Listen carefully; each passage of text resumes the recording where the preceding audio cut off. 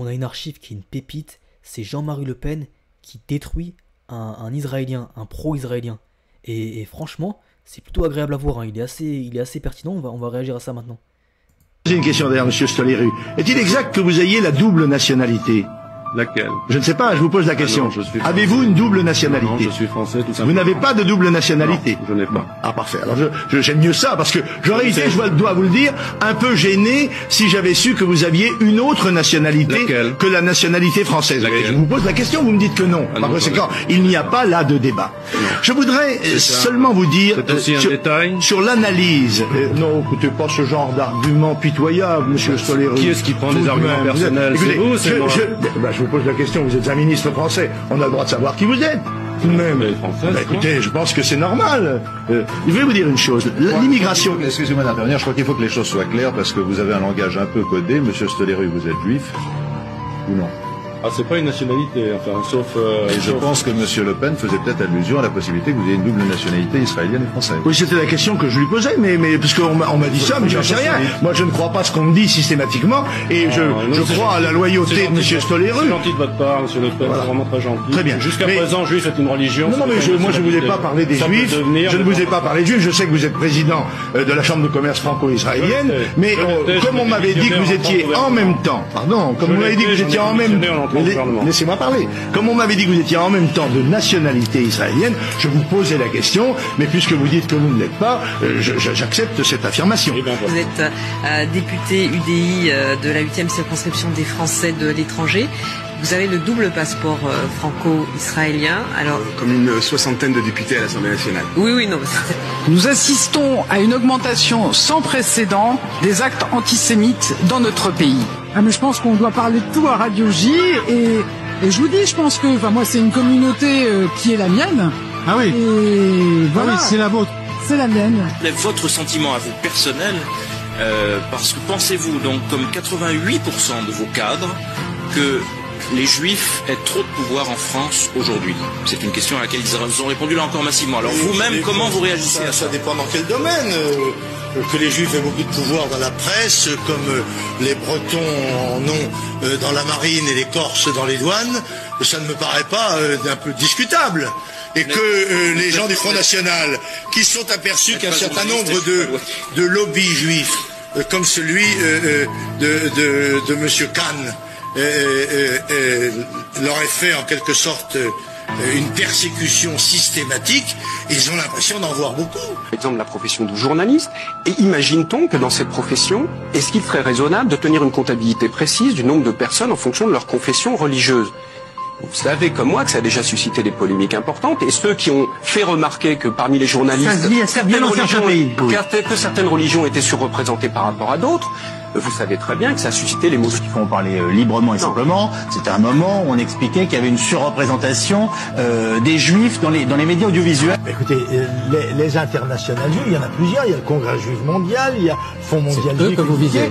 Il y a des organisations qui sont diasporéiques, si vous voulez, qui ont par nature une vocation, une volonté internationale, et par là même ne partagent pas les mêmes intérêts que les gens qui, en Allemagne, en France ou en Israël, défendent des intérêts nationaux. Mais j'ai bien précisé ce qui n'a été relevé par aucun organe de presse, qu'il ne s'agissait ni de tous les maçons, ni de tous les juifs, ni de toutes les organisations juives ou maçonniques. Que celles qui se reconnaissent, après tout, prennent ça pour elles. Que les chambres à gaz c'est un détail de l'histoire de la guerre, à moins d'admettre qu'elle soit la guerre, qui soit un détail de vous maintenez ces propos. Oui, absolument. Justement, l'interview que vous aviez faite de Jean-Marie Le Pen, que tu as... Oui, mais là, on se bouffe, quoi.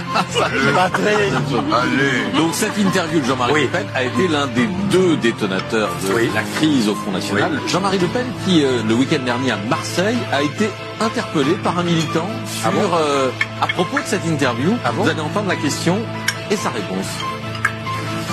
Monsieur Le Pen, ne pensez-vous pas que vous avez été accusé d'un bled par votre télé qui vous a reporté au dossier pour vous mettre en cause? Écoutez, c'est un peu la technique de M. Bourdin. Si M. Bourdin n'employait pas ce genre de procédé, je pense qu'on lui signifierait son congé. il n'est utile que dans la mesure où il crée ce genre d'événements. Oui, en l'occurrence, j'estime avoir été utile. Tout simplement. Vous dites par exemple, Manuel Valls, ce n'est pas ma tasse de thé. Oui, vous savez pourquoi? Et pourquoi? Sous le prétexte que je défendais à une époque, je défends toujours les Arabes contre les Israéliens, les Palestiniens. Il m'a agressé un jour alors que je le connais à peine, que c'est un copain de parti. Oui. Mais il a des alliances personnelles qui font. C'est-à-dire, qu'est-ce que vous voulez dire par là? Chacun sait qu'il est marié avec quelqu'un qui est quelqu'un de très bien, je dirais, oui. Et qui a de l'influence sur lui. Moi, j'ai une influence quoi? Qu'est-ce que vous voulez dire, Laurent Dumas? Je vais vous dire. Il est sous influence juive? Attends, je fais pause juste 2 secondes. On peut s'arrêter quand même. Même si il fait des dingueries, mais sur le charisme de Bourdin quand il parle, c'est assez impressionnant. Ah, ça, probablement. Et moi, je le... Elle va poursuivre une forme de chemin de normalisation. Quel retournement de situation? Oui, mais bien sûr. On repense à 20-25 ans en arrière. Exactement. Juste pour noter aussi qu'elle avait plusieurs élus qui étaient à la marge de solidarité avec Israël. Parce que j'avais 13 ans, la guerre du Kippour a éclaté, je ne vivais pas en France et tous les jours j'avais peur en allant au lycée. Quelques semaines plus tard, au plein... À 13 ans, tu vas au lycée. Putain, à 13 ans, tu vas au lycée, mais comment on peut prendre les gens pour des cons? Plein milieu de l'année scolaire, je suis arrivée en France, où je me suis sentie en sécurité. Aujourd'hui, je pense à beaucoup de lycéens, beaucoup d'étudiants, beaucoup de gens qui sont allés dans des synagogues, ou qui doivent y aller, dans les semaines qui viennent, et qui vont avoir peur. Ruth grandit au Maroc dans une famille juive traditionnelle, implantée depuis plusieurs générations.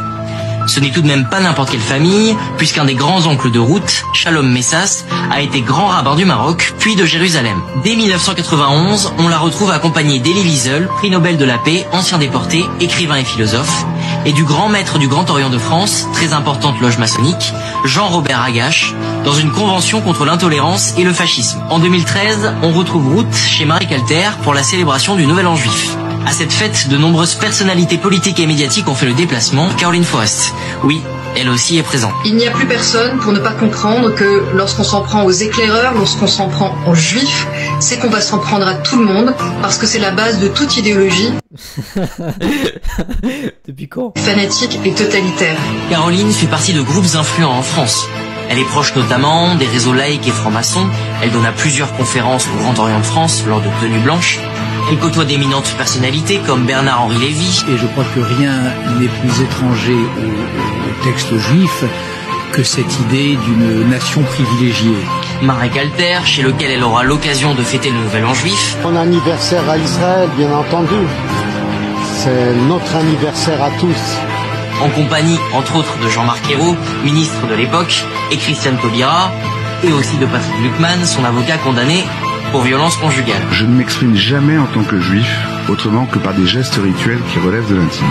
J'accuse le lobby de l'immigration, véritable syndicat anti-Le Pen, d'avoir organisé et conduit contre moi ce procès en sorcellerie. Et je trouve d'ailleurs très étonnant que le Hamas continue d'envoyer sur des terrains vagues des missiles qui n'ont aucune efficacité. Alors il y a quelque chose qui m'étonne là-dedans, qui pose question. Voilà, qui envoie ces roquettes vraiment? Je ne sais pas. En tous les cas, c'est un prétexte qui est utilisé par Israël pour écraser avec des moyens ultra modernes une population qui est pratiquement sans défense. Oui, il y a aujourd'hui même une gangrène islamiste qui s'installe de manière très prégnante sur l'ensemble du territoire. Le vrai père de Marion Maréchal, celui avec lequel sa mère a trompé son mari, c'est Roger Hawk. Et Roger Hawk, il était agent du Mossad. Est-ce que vous nous confirmez ce matin que vous participerez bien à cette marche? Bien sûr. Arriver par l'intermédiaire de Marine Le Pen à défiler contre l'antisémitisme, alors permettez-moi de dire que moi, je trouve que c'est une chance pour la France. Je suis ravi que le Front National, le Rassemblement National y aille. Moi, je suis follement attaché à Israël, follement. Je préfère 1000 fois, je vous dis bien 1000 fois, marcher à côté du Rassemblement National qu'avec les gens de monsieur Mélenchon. Vous êtes avocat franco-israélien, juif de combat, hein, c'est ainsi que vous vous définissez, président de l'association France-Israël. Ces gens qui ont tout fait pour qu'il y ait de plus en plus d'immigrés venus des contrées musulmanes. Mes ancêtres étaient des juifs berbères.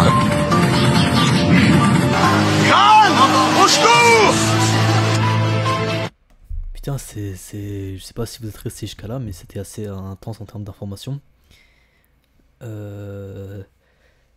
Salut les fachos, nanana, avec du recul, franchement. J'ai une question d'ailleurs. Voilà, n'hésitez pas à donner votre avis en commentaire. Like, abonne-toi, ciao.